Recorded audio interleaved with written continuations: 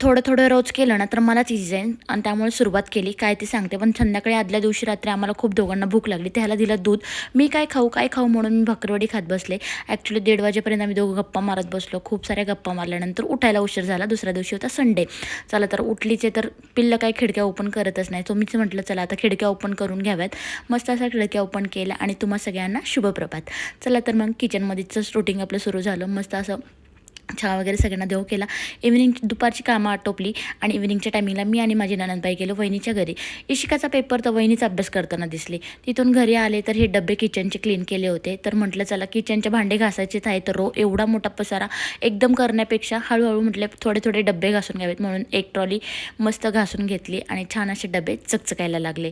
ते बघताच इतकं भारी वाटत होतं तर म्हटलं चला उद्या दुसरी ट्रॉली साफ करूयात. असं करायला मला काही सगळेच पटकन 1-2 तासाचं काम आहे.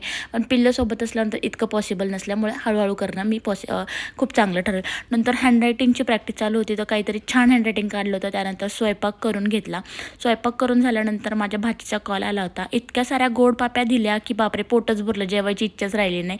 त्यानंतर मस्त पिल्लूचा पसरा पिल्लूलाच आवरायला सांगितला आणि असा काहीसा दिवस संपवला. गाईज भेटूयात उद्याच्या ब्लॉगमध्ये. बाय.